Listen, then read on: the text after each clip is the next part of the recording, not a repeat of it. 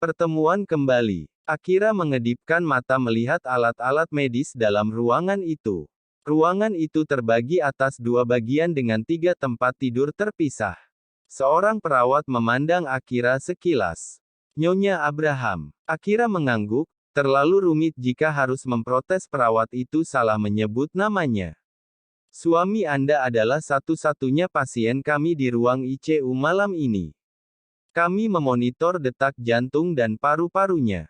Mari lewat sini Nyonya, ucap perawat itu dengan ramah. Seseorang ingin menemui Anda Tuan Dimas. Akira menguatkan dirinya. Dia memejamkan mata dan bernafas dengan tenang. Ayo semangat Akira. Akira membuka mata, memaksakan diri untuk tersenyum, dan melangkah mendekati Dimas. Dimas. Apa yang sedang dilakukan laki-laki kuat sepertimu di tempat ini? Ucap Akira canggung. Dimas sedang dalam posisi terduduk, dengan kepala disangga oleh tempat tidur yang ditinggikan, terlihat tidak nyaman karena tidak sesuai dengan tinggi tubuhnya, ada piringan putih kecil yang penuh dengan kabel-kabel kecil melekat di dadanya. Akira menatap dagu Dimas, pipinya terlihat menghitam karena mulai ditumbuhi jenggot. Tubuh Akira merasa geli mengingat kenangan masa lalu di mana kulitnya seringkali lecet akibat kumis tipis Akira saat menciuminya. Setelah 3 tahun, dan dalam keadaan yang begitu terpuruk, kehadiran Dimas tetap membuat Akira menjadi lembek. Akira memegang ujung tempat tidur Dimas untuk menunjukkan dukungannya terhadap Dimas. Kira, apa yang? Dimas memindahkan lengan kirinya dengan perlahan dan mencoba meraih selimut. Dimas menarik selimut dengan canggung, ia mencoba menutupi tubuhnya. Akira tidak tahu harus berbuat apa.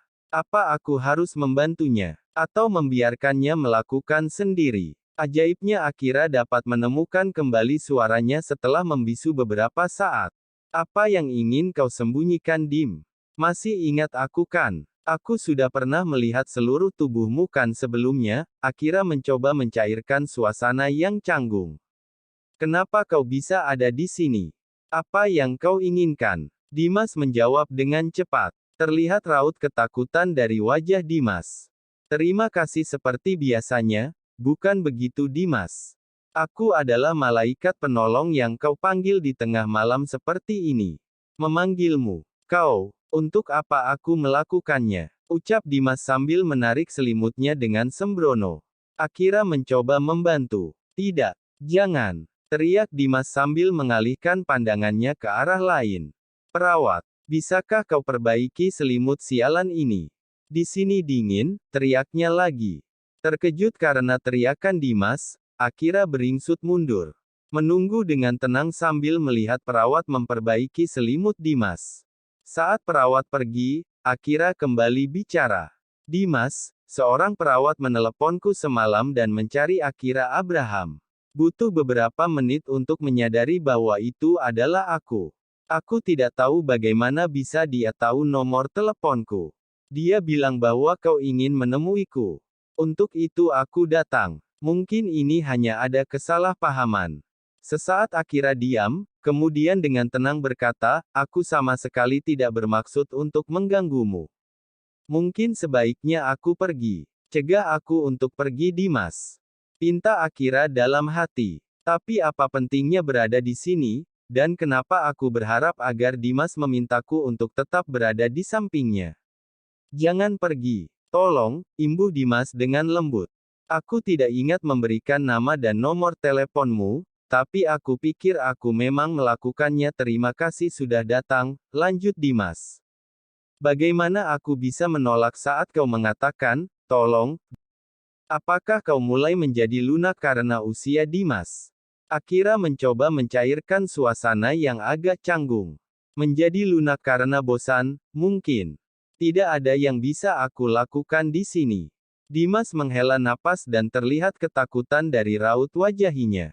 Di tahun-tahun mereka hidup bersama, Akira tidak pernah melihat Dimas ketakutan. Dimas hidup dengan mengontrol emosinya yang tidak pernah diperlihatkan karenanya sulit untuk ditebak oleh siapapun kecuali saat mereka bercinta. Dimas akan sangat menunjukkan hangatnya, kuatnya, dengan perasaan yang meledak-ledak. Akira kembali mengenang masa lalu. Fokus mengingat malam terakhir sebelum dia pergi meninggalkan Dimas. Ketika Dimas bekerja hingga larut malam, lalu pulang dan langsung masuk ke ruang kerja meninggalkan Akira sendiri di meja makan yang sudah menunggunya beberapa jam yang lalu. Andai saja Dimas sedikit saja lebih memperhatikannya, mungkin Akira tidak akan memutuskan untuk pergi. Jarum jam menunjukkan waktu sudah menjelang dini hari.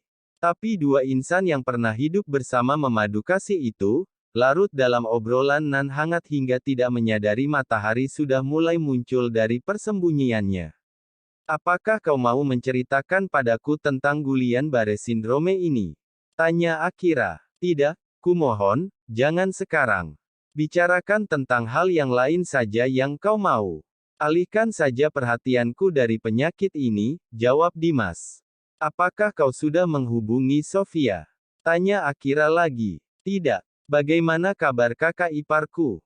Aku belum pernah mendengar kabar darinya sejak dia berhenti menulis tentang tuntutan aturan untuk menjadi istri seorang. Dimas Abraham. Dia disibukkan dengan urusannya sebagai seorang istri, jadi dia tidak punya waktu untuk menggangguku. Tapi akhir-akhir ini dia sibuk mencari pengganti dirimu. Kau harus melihat beberapa kandidatnya dan bantu aku untuk memilih yang sama persis denganmu, jawab Dimas. Akira tertawa mendengar nada humor yang dilakukan Dimas. Beberapa dari mereka mungkin akan jauh lebih baik dariku. Dimas tidak menggubris, lalu Akira kembali bicara. Apakah kau ingin aku menghubungi Sofia? Lanjutnya, boleh saja, tapi katakan padanya aku di sini hanya untuk check up, ucap Dimas. Kenapa? Tanya Akira heran. Dia pasti datang hanya untuk menangis melihatku, tapi dia tidak akan bisa membantu.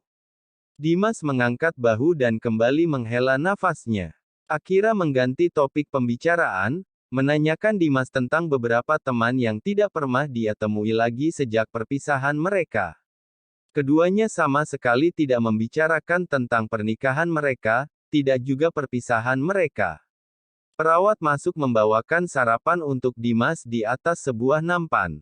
Dimas berusaha mengambil sebuah sendok besar bubur, tapi terjatuh ke dalam mangkuk bubur. Akira mencoba membantunya. Tidak, jangan. Pergilah cari menu sarapanmu sendiri, ucap Dimas dengan kasar. Kau pasti lapar Kira. Akira berjalan keluar tanpa menoleh. Kau masih saja seperti dulu. Akira kemudian berjalan perlahan di lorong rumah sakit. Pikiran Akira berkecamuk, satu sisi ia memikirkan rencana fashion show yang beberapa hari lagi harus terlaksana. Namun, biaya yang menjadi kendala. Di sisi lain, kini Akira juga memikirkan kondisi Dimas. Sampai kapan ia akan begini? Apa aku harus terus selalu menemaninya? Apa aku sanggup? Ya Tuhan, bantu aku. Sejenak Akira berhenti, menatap ada seorang pasien yang tengah menggunakan kursi roda di taman. Lelaki itu terlihat memutar roda kursinya sendiri agar bisa bergerak maju. Apa Dimas akan seperti itu juga? Dengan cepat Akira menggeleng. Enggak mungkin, semoga saya